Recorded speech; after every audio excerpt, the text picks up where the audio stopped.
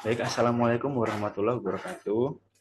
Waalaikumsalam warahmatullahi wabarakatuh.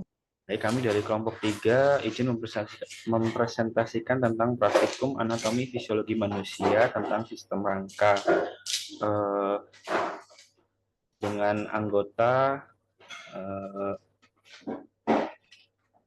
yang beranggotakan Sepu Desi Nirmalasari, Gita Eka Wardani, Febi Wahyuningsih, Gita Afilia Paida, Putri Asmara, Rachel Fadila, Retno Hasmitasari, Elin Ari Susanti, Lia Agustina, dan saya sendiri Nur Rohman. Untuk pembacaan materinya sesuai dengan tugasnya masing-masing. Untuk rekan-rekan dipersilahkan.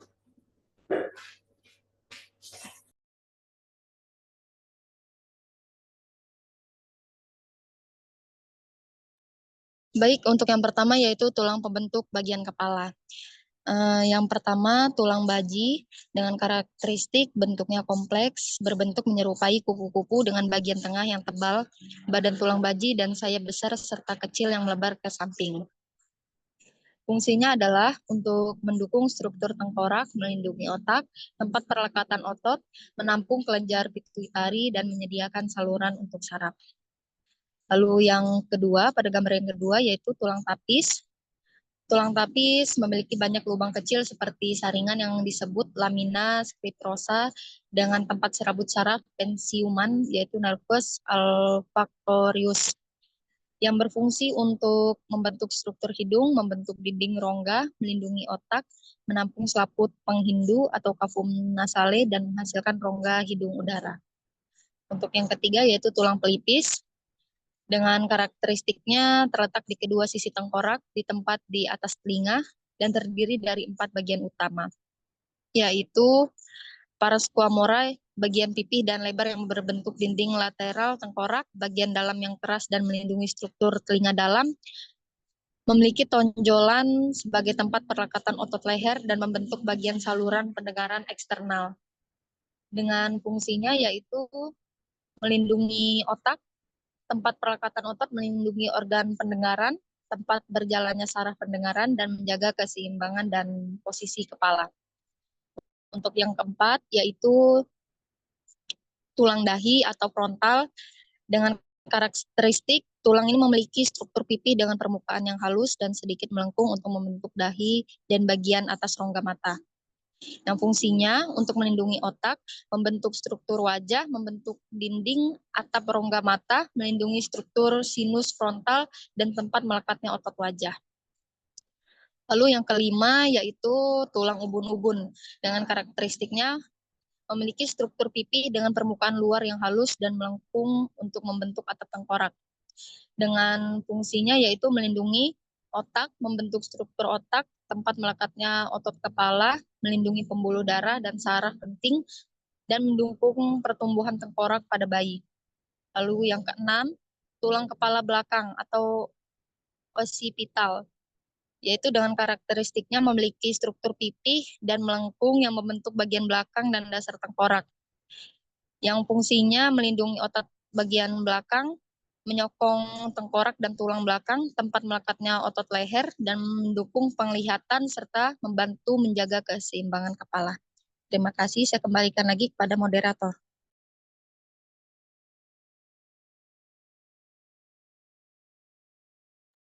Baik, izin melanjutkan nomor 2 yaitu tulang penyusun wajah, yaitu terdiri dari tulang nasal 2 atau tulang hidung, lacrimal 2 atau 2 tulang air mata, inferior nasal concha 2 atau 2 tulang kerang bawah hidung bawah, maxilla 2 atau 2 tulang rahang atas, mandible 1 atau 1 tulang rahang bawah, palatin 2 atau 2 tulang langit-langit, zygomatic 2 atau 2 tulang pipih, vomer 1 atau 1 tulang mata bajak.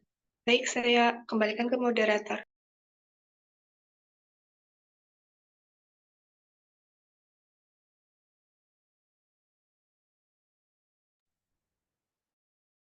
Baik, yang ketiga ada tulang pangkal lidah atau disebut iodeum yang terdiri dari katup pangkal tenggorokan, celah ujung, tubuh lidah, amandel lidah atau tongsil, amandel langit-langit tenggorokan, jendela buntu, sirkumvalet, papilia, celah lidah, dan yang terakhir ada ujung lidah. Terima kasih. Selanjutnya, tulang belakang atau celuman vertebralis memiliki 7 ruas tulang leher, 12 ruas tulang punggung, 12 ruas tulang pinggang, tulang sakrum, dan tulang ekor. Terima kasih.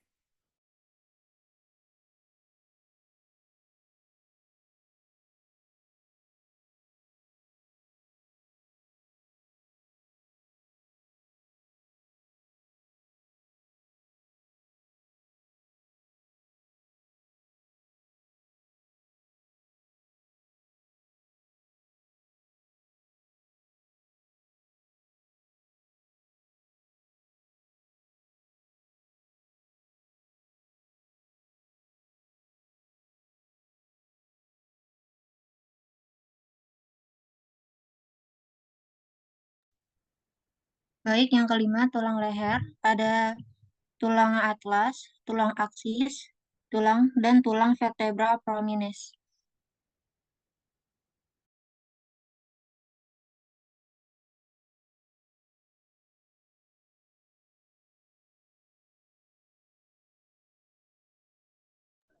Untuk yang keenam, yaitu tulang dada atau sternum. Tulang dada sendiri dibagi menjadi 3, yaitu tulang kepala atau hulu, tulang badan, terus tulang taju pedang.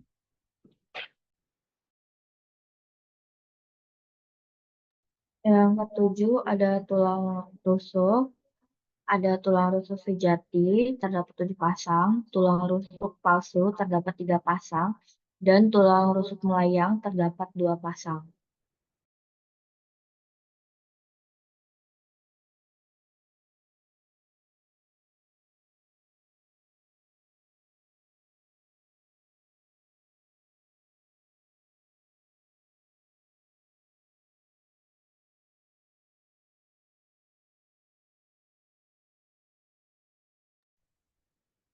Tulang bahu terdapat tulang belikat, tulang selangka, dan tulang lengan atas.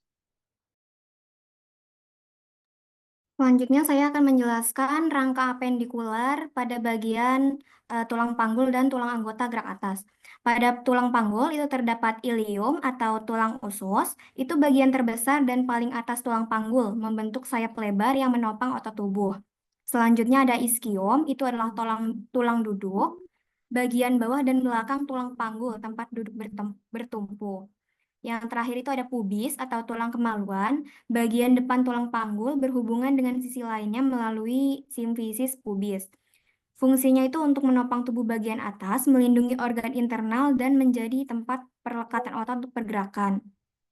Selanjutnya untuk tulang anggota gerak atas, itu yang pertama ada tulang lengan atas, merupakan tulang panjang yang terletak di bagian atas lengan dan menghubungkan dengan tulang belikat di pangkal lengan dan tulang pengumpil di bagian bawah.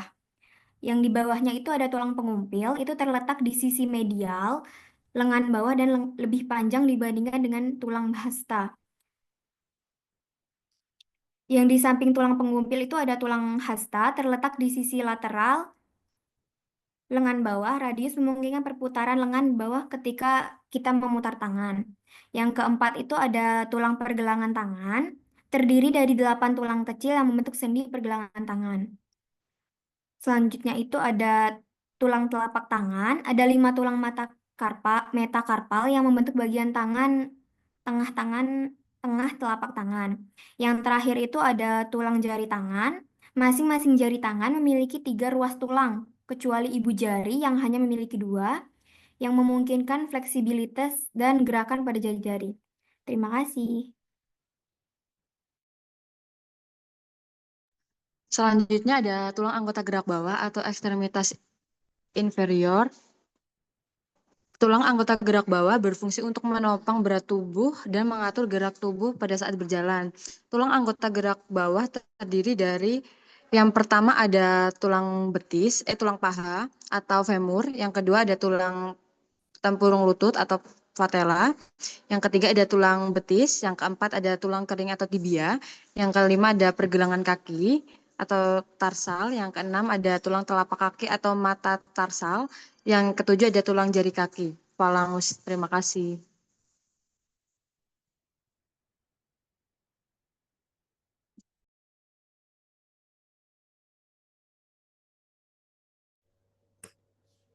Baik, itu tadi penjelasan tentang sistem rangka dari kelompok kami. Silahkan kakak-kakak yang mau bertanya, kami membuka 2 sesi tanya jawab. Silahkan yang mau bertanya, raise hand terlebih dahulu.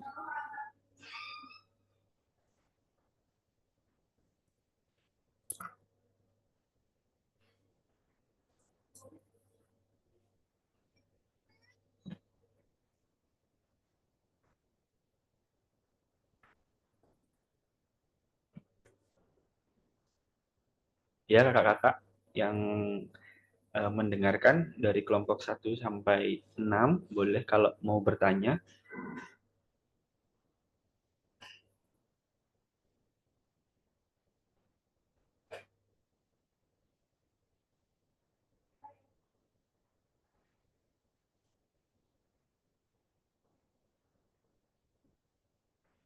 Boleh, silahkan Kak Eni Maria. Izin bertanya, Kak. Dari kelompok 2 SIP 1,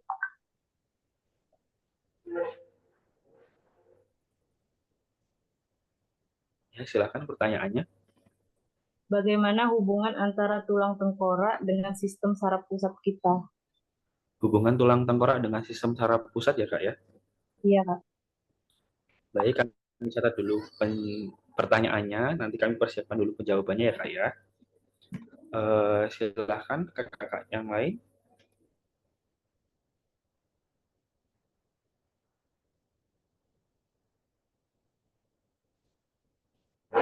Boleh bertanya? Boleh Kak Eka Rizky Wulandari, silahkan pertanyaannya. Baik, Kak, izin bertanya. Ya. Apakah fungsi rangka dalam hubungannya dengan sistem gerak pada manusia? Maaf, boleh diulangi lagi? Apakah fungsi rangka dalam hubungannya dengan sistem gerak pada manusia? Sistem rangka dalam hubungan sistem gerak. Ya, pada manusia. Oke, dicatat dulu ya Kak ya pertanyaannya.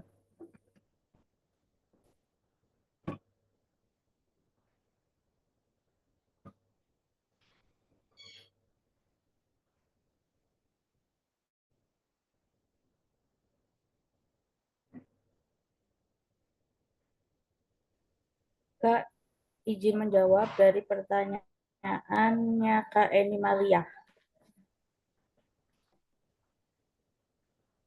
Tengkorak memiliki peran penting dalam melindungi sistem saraf pusat. Hubungan antara keduanya melibatkan fungsi struktural dan perlindungan. Perlindungan otak, perlindungan sumsum tulang belakang, struktur dan akses untuk saraf kranial. Tengkorak memiliki berbagai lubang foramina, penompang untuk organ sensorik, dukungan cairan otak. Gimana Kak Eni Maria?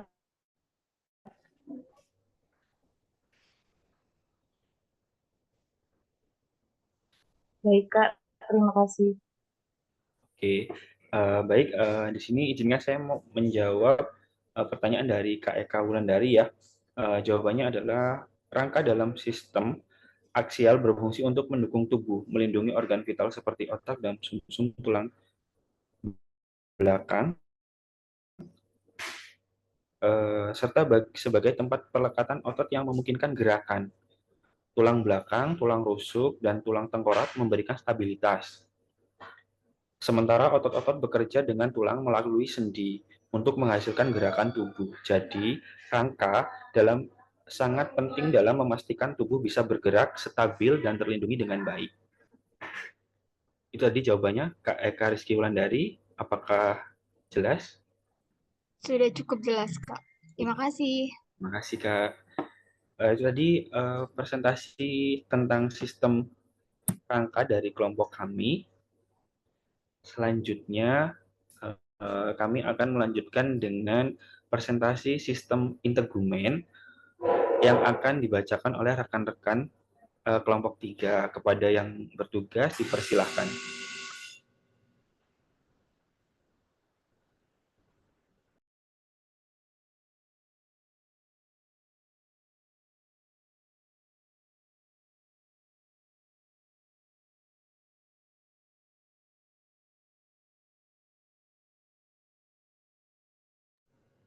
Yang pertama akan dibacakan oleh Kak Putri Asmara. Nanti selanjutnya akan diteruskan dengan rekan-rekan yang lain. Kepada Kak Putri Asmara, dipersilahkan. Baik, Kak. Untuk sistem integumen itu merupakan sistem organ yang membedakan, memisahkan, melindungi, dan menginformasi hewan atau manusia yang terdapat lingkungan di sekitarnya, yaitu dengan menyangkut rambut, kuku, dan kelenjar. Pada lapisan kulit epidermis, yaitu terdapat stratum corneum, yaitu lapisan yang teratas pada kulit, dengan karakteristik memiliki ketebalan sekitar 10 mikron yang terdiri atas 15 hingga 20 lapisan sel-sel mati dari keratin, yang fungsinya sebagai pelindung kulit, lingkungan luar bekerja seperti pelindung dan menjaga kelembapan kulit. Baik, Kak. Terima kasih.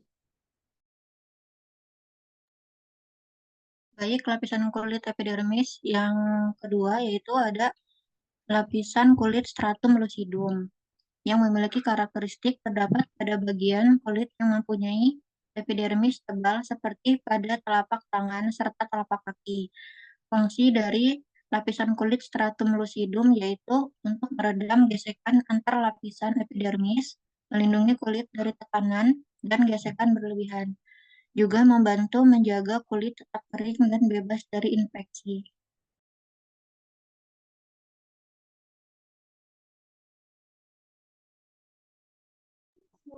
Ya, selanjutnya lapisan kulit epidermis ada stratum granulosum. Karakteristiknya lapisan ketiga dari epidermis yang tersusun atas sel-sel granular pipih yaitu sekitar 3 hingga 5 lapis.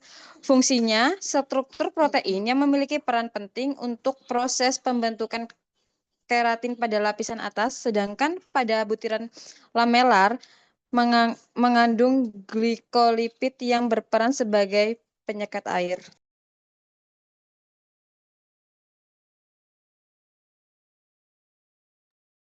Berikutnya lapisan kulit epidermis yang keempat yaitu stratum spinosum. Karakteristiknya disebut sebagai lapisan berduri sebab terdapat proyeksi pendek yang timbul pada lapisan atas sel keratinosit yang sudah bergeser dari lapisan basal. Untuk fungsinya terdiri atas 15 lapisan sel poligonal yang terletak tepat di atas stratum basal yang memiliki sel-sel Langerhans sebagai sistem imunitas.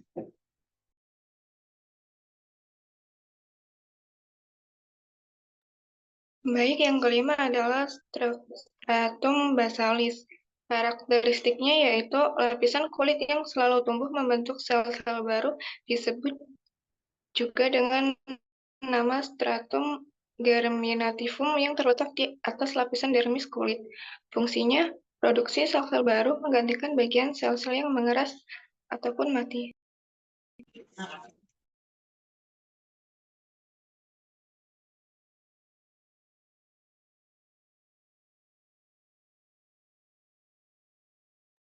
Selanjutnya itu adalah lapisan kulit dermis, yakni yang pertama ada stratum papillaris, itu lapisan terletak di bagian atas dermis dan lebih dekat dengan epidermis.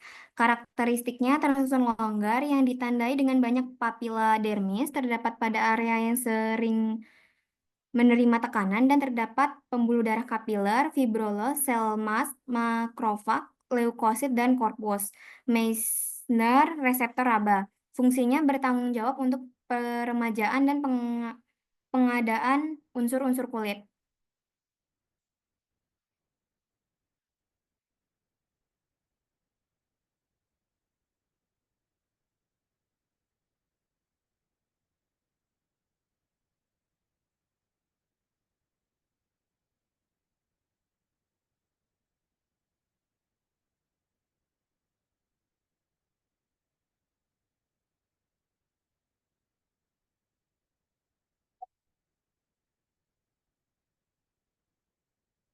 Selanjutnya ada stratum reticularis. Itu adalah lapisan lebih dalam dan lebih tebal dibandingkan stratum papillaris. Karakteristiknya lapisan lebih padat, tebal yang terdiri dari jaringan kolagen dan elastis. Membentuk jalinan padat dan tidak teratur, mengandung folikel rambut, kelenjar sebasea, lemak, kelenjar keringat, korpus pasini, yang fungsinya untuk menyambungkan dermis dengan hipodermis atau fasia.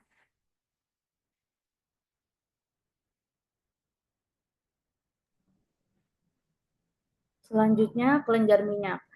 Karakteristik kelenjar minyak terletak di dekat folikel rambut. Kelenjar minyak mengeluarkan sebum menjadi folikel rambut. Fungsinya melapisi rambut dan permukaan kulit agar tetap lembut dan tahan air. Sebelum atau zat asam lemak diekskresikan ke dalam saluran folikel dan kemudian ke permukaan kulit. Sel-sel bulat di kelenjar minyak diisi dengan vakuola lipid. Sel ini mengalami degenerasi untuk melepaskan sekret ke saluran. Ukuran aktivitas sekresi kelenjar minyak meningkat pada masa pubertas.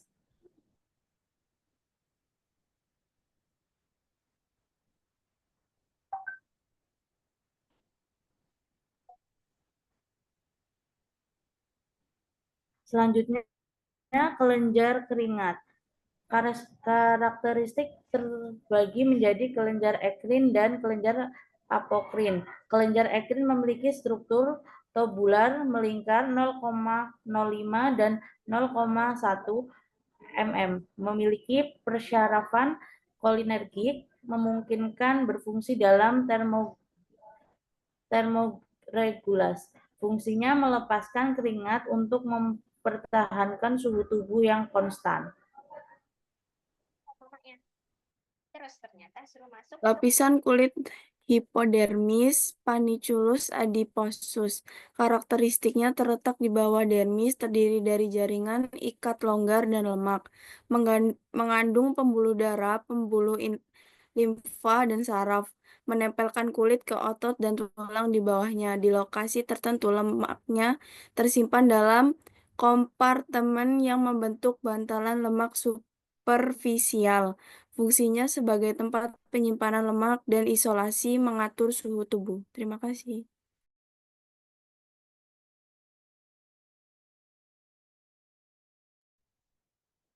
Selanjutnya, panicus cornum.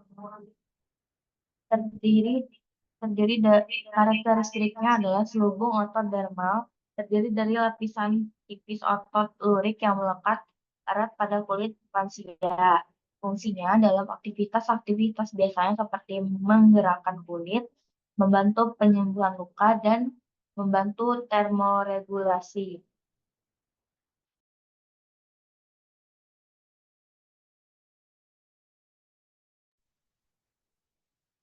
Lalu selanjutnya ada fascia. Karakteristiknya lapisan jaringan fibrosa yang relatif tebal, padat, dan terpisah. Fungsinya menyokong dan melindungi otot dan struktur jaringan lunak lainnya.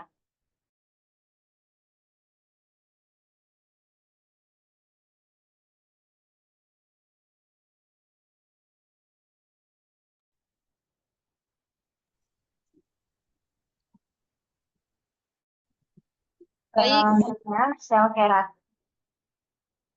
keratin. Karakteristik jumlah paling banyak 80-95%.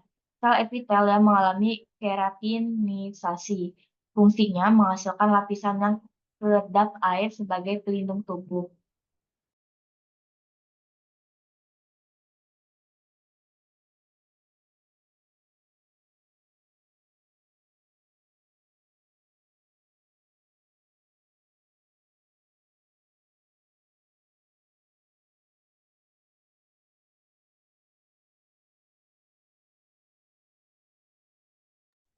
Untuk yang kedua yaitu sel melanosit dengan karakteristik pada sel epidermis 7-10% dan fungsinya membentuk pigmen melanin.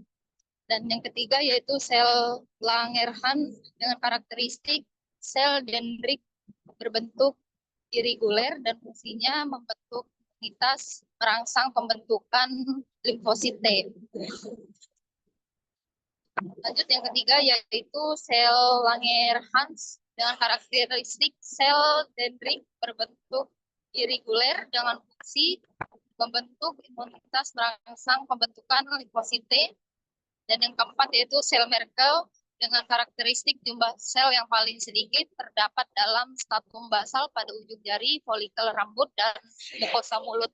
Dengan fungsinya yaitu sebagai mekanoreseptor sensai fisik yang berhubungan dengan neuroendokrin. Baik, terima kasih.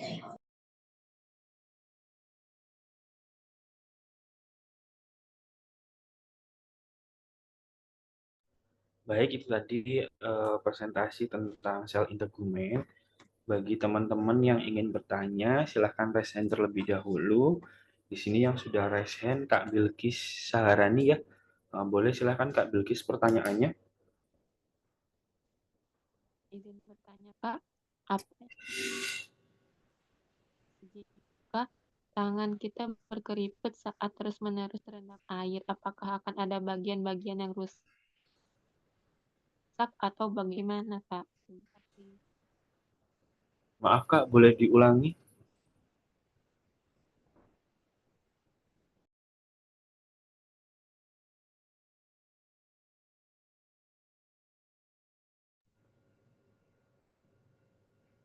Kak Bilkis, mohon maaf, pertanyaannya boleh diulangi? Ya, Kak. Apa yang terjadi pada lapisan epidermis jika tangan kita berkeriput saat terus-menerus terendam air? Apakah akan ada bagian-bagian yang rusak atau bagaimana? Suaranya agak dikerasin lagi Kak.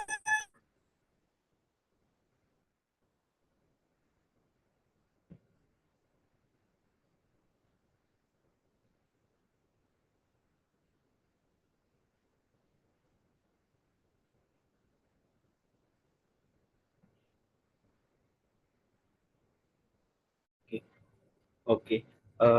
Pertanyaannya kami catat dulu ya Kak. Yang kedua silahkan Kak Lydia Aldi. Oke Kak, izin bertanya, apa yang terjadi jika sistem integumen itu tidak berjalan dengan yang Apa yang semestinya, terjadi? kayak rusak gitu maksudnya Kak? Oh, apa yang terjadi jika sistem integumen tidak berjalan semestinya? Iya Kak, benar. Dicatat dulu ya Kak ya. Pertanyaan dari Kak Bilkis akan dijawab oleh Kak Dewi. Silakan, waktu dan tempat dipersilakan. Izin menjawab. Jika tangan terus-menerus terendam air, maka lapisan epidermis, terutama bagian terluar yang disebut stratum corneum, akan menyerap air dan membengkak, menyebabkan kulit berkeriput. Meskipun efek ini biasanya bersifat sementara, paparan air yang lama dapat mengurangi kemampuan pelindung kulit, menjadikannya lebih permeabel dan rentan terhadap iritasi, infeksi, atau jamur. Pada kasus ekstrim, kulit bisa mengalami maceration, yaitu kondisi di mana kulit menjadi lembek dan mudah rusak. Namun kerusakan ini umumnya sementara dan kulit akan pulih jika diberi waktu untuk mengering dan menerima perawatan seperti pelembab. Bagaimana Kak Bilkis, apakah sudah cukup? Cukup, Kak. Terima kasih. Baik, terima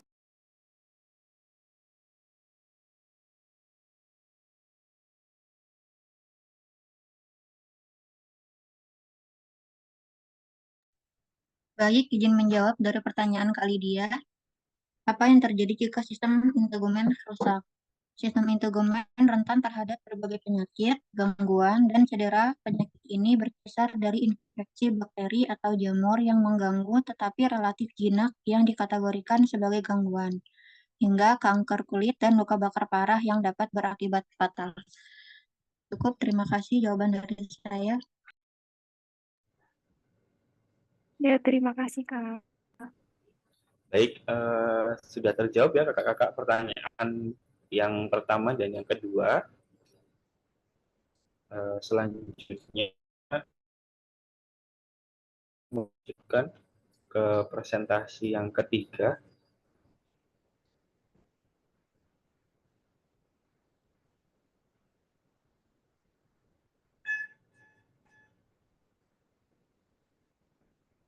Oh, mohon maaf, ternyata ini sudah presentasi yang terakhir dari kelompok 3. Apabila ada kekurangan, kami mohon maaf. Baik, kami akhiri. Wassalamualaikum warahmatullahi wabarakatuh. Waalaikumsalam warahmatullahi wabarakatuh.